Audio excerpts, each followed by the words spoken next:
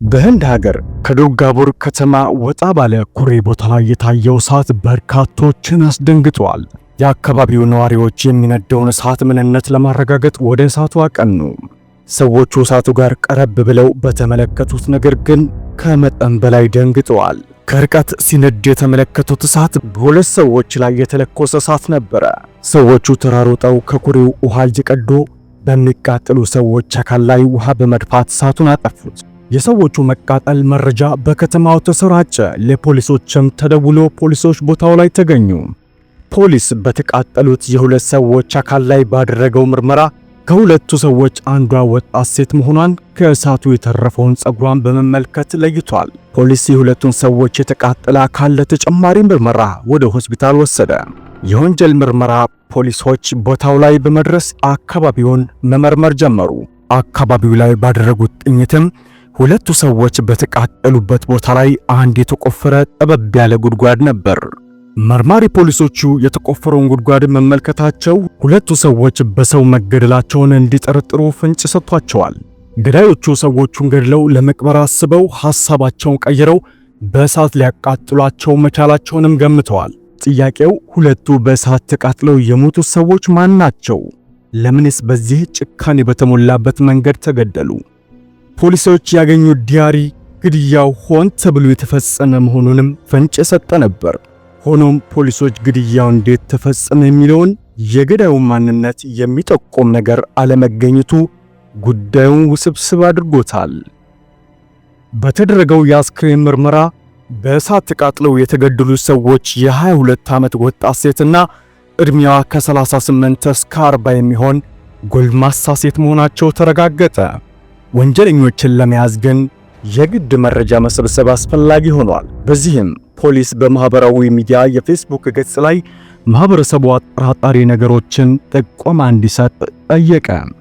ከቀናት በኋላ አንድ ሰው ፖሊስ ጣቢያ በመደወል ሁለት በማህበራዊ ሚዲያ ላይ የሚያውቃቸው ሰዎች ከቀናት በፊት ጀምሮ ኦንላይን እንዳልገቡና ከአካባቢው መሰወራቸውን ለፖሊስ ሪፖርት አደረገ። ፖሊሶቹ ሰውየውን ዝርዝር መረጃ ይጠይቁት ጀመር። ሰውየው ስለ ሁለቱ ሰዎች የሚያውቀውን መረጃ ከነገራቸው በኋላ የማህበራዊ ሚዲያ አድራሻቸውን ለፖሊሶች ሰጣቸው። ይህ ማህበራዊ ሚዲያ ነበር የሟቾችን ማንነት ለፖሊሶች ግልጽ ያደረገው። ሁለቱ የተገደሉት ሰዎች እናትና ሴት ልጅ ነበሩ። አንዱ አካውንት ራማ በሚል ስም የተከፈተ ሲሆን ሌላኛው ሪያ በሚል ስም ነበር። ራማ የእናትየው ስም ሲሆን ሪያ ደግሞ የሴት ልጇ ስም ነበር። ራማና ሪያ ከሚኖሩበት አካባቢ የመጡ ሰዎች ለፖሊስ የሁለት እናትና ልጅ መኖሪያ ቤት ላለፉት ቀናት ዝግ ሆኖ መቆየቱን ሪፖርት አደረጉ። ፖሊስ የሁለቱን የእናትና ልጅ ስልክ ቁጥር በማፈላለግ ካገኘ በኋላ ተጨማሪ ምርመራዎችን አደረገ። በዚህም ራማ ከባሏ ጋር የተፋታች ሴት መሆኗን አረጋግጧል። ራማ ከባሏ ጋር ከተፋታች በኋላ ወደ ቤተሰቦቿ አልተመለሰችም። ዱርጋቡር በተባለ አካባቢ ቤት ተከራይታ ነበር። ሪያ እናትና አባቷ ሲፋቱ የ8ኛ ክፍል ተማሪ ነበረች። ዓመታት አለፉ። በዚህም ሪያ የመጀመሪያ ደረጃ ትምህርቷን አጠናቃ በኒው ባራክፑር ያለ ኮሌጅ ገባች። ራማ በብሬክፑር ግዛት ቤት ተከራየችላት። በዚህ ጊዜ እናቷ ራማ ዳርጋፑር ነበር የምትኖረው። ፖሊሶች የእናትና ልጅን ስልክ ቁጥር ወስደው ሲያደርጉት በነበረው ምርመራ እናትና ልጅ ጋር በተደጋጋሚ ይደወልበት የነበረ አንድ ስልክ ቁጥር ትኩረታቸውን ስቦታል። ይህ ስልክ ሳዳም ሁሴን በተባለ አንድ ወጣት ስም የተመዘገበ ነበር። እናትና ልጅ ሁለቱም ከዚህ ወጣት ጋር ግንኙነት ነበራቸው። የሚገርመው ነገር ግን ፖሊስ ባደረገው ምርመራ በተገኘው መረጃ እናትና ልጅ ከዚህ ወጣት ጋር በየቀኑ ለሰዓታት የስልክ ንግግር ያደርጉ ነበር። ፖሊስ ሳዳም ሁሴንን ያፈላልግ ጀምሯል። ሳዳም ሁሴን የሚኖረው ደርጋ ቻክ ከተማ ነበረ። ፖሊስ የሳዳም ሁሴንን መኖሪያ አድራሻ ሲያጠያይቅ አካባቢው ላይ ደረሰ። ከአካባቢው ነዋሪዎችም ሳዳም ወደ ሆስፒታል መሄዱን መረጃ አገኘ።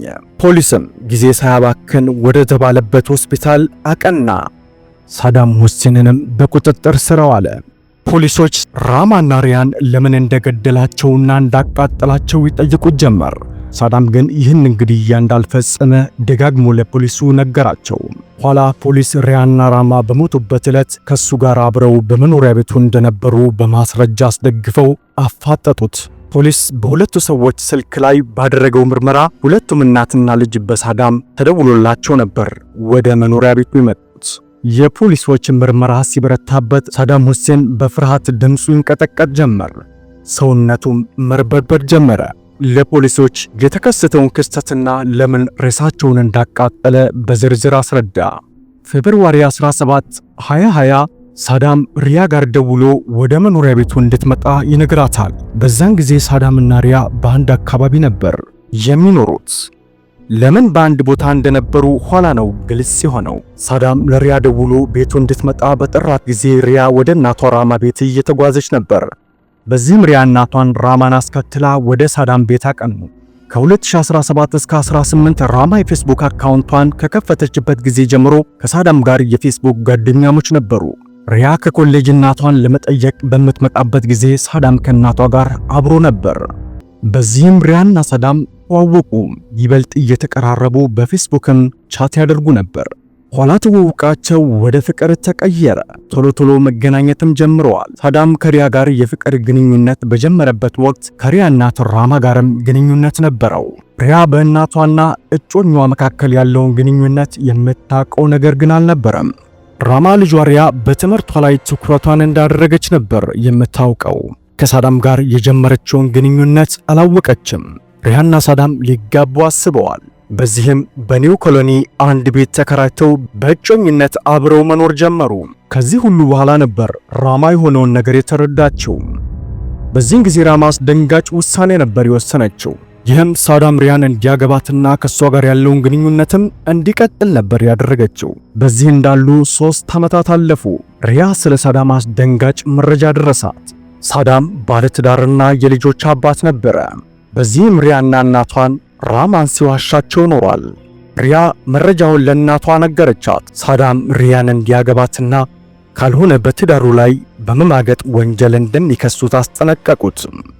ሳዳን ሪያን ለማግባት ፍላጎት ባይኖረውም በዚህ ጉዳይ ተከሶ እስር ቤት መግባት ግን አልፈለገም። ይህንን ለማድረግም ምክንያት ይደረድር ጀመር። ሪያና እናቷ ግን ሌላ ዕቅድ አዘጋጅተዋል። ሪያ የሳዳምን ሀፍረተ ገላ የሚያሳዩ ፎቶዎችን ይዛለች። በዚህም እያስፈራሩት በቁጥጥራቸው ስር አዋሉት። እናትና ልጅ ሳዳምን በፎቶ እያስፈራሩ ብር ይቀበሉታል። ከዘረጉለት ወጥመድ መውጣት አቃተው። ሳዳም በዚህ ጉዳይ ከጓደኞቹ ጋር ይማከር ነበር። በዚህም ሪያና እናቷ ራማ ከዘረጉለት ወጥመድ ሊወጣ የሚችለው ሁለቱን በመግደል ብቻ እንደሆነ ከጓደኞቹ ጋር ከመግባባት ላይ ደርሷል። ሳዳም ሪያና እናቷ ራማን መኖሪያ ቤቱ እራት ጋበዛቸው። በዚህ ጊዜ ሪያና ራማ ሳዳም ምን እንዳሰበ የሚያውቁት ነገር አልነበረም። አሁን ሪያና ራማ በሳዳም ቤት ውስጥ ናቸው። ሳዳም በቤቱ አስካሪ መጠጥ አዘጋጅቶ ነበር። ሪያ አልኮል የማጠጣ በመሆኑ ራማና ሳዳም መጠጡን ጠጡ።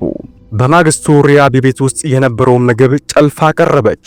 ይሁን እንጂ ሳዳም ምግቡን ቀድሞ መርዝ ጨምሮበት የነበረ በመሆኑ ምግብ እንዳላስፈለገውና እነሱ እንዲመገቡ ነገራቸው። ሪያና ራማ እናቷ ምግቡን እንደተመገቡ ራሳቸውን ስተው ወደቁ። ሳዳም መንሱር የተባለ ጓደኛውን ጠርቶ ራማና ሪያን በፕላስቲክ ማዳበሪያ አስገብቶ በመኪና በመጫን ጫካ ውስጥ ሊቀብራቸው ወሰዳቸው። ኩሬ አጠገብ ደርሰው መኪናውን በማቆም ወርደው ሪያና ራማ እናቷን የሚቀብሩበትን ጉድጓድ መቆፈር ጀመሩ። ቁፋሮ ከብዷቸዋል። ሰዓቱም እየመሸ ነው። በዚህም ለመቅበር ጊዜ የላቸውም። ኋላ ከመኪና ውስጥ ቤንዚል በማውጣት ሬሳውን ሊያቃጥሉ ተስማሙ። መኪናውን ከፍተው ሬሳውን ሲያወርዱ ሪያና ራማ አልሞቱም ነበር። በዚህም ተደናገጡ።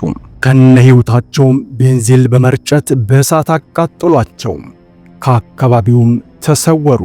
ሳዳም ባለትዳር በመሆኑ ሪያን ላለማግባት ሲል ወንጀሉን መፈጸሙንም ለፖሊስ ቃሉን ሰጠ። ፖሊስ ሪያ የጻፈችውን ዲያሪ አግኝቷል። በዲያሪው ላይ እንዲህ የሚል ጽሑፍ ይነበባል። ሳዳም ባለትዳር ቢሆንም እኔ ሪያና እናቴን እያታለለ ከሁለታችንም ጋር ይኖር ነበር። ታሪኩ ይህን ይመስላል። በዚህ ታሪክ ላይ ያላችሁን አስተያየት በኮሜንት ስር አስቀምጡ። በቻናላችን ላይ መሰል አጫጭር ታሪኮች ሲጫኑ ቀድሞ ወደ እናንተ እንዲደርሱ ቻናላችንን ሰብስክራይብ በማድረግ የደውል ምልክቷን መጫን አይዘንጉ። አበቃን።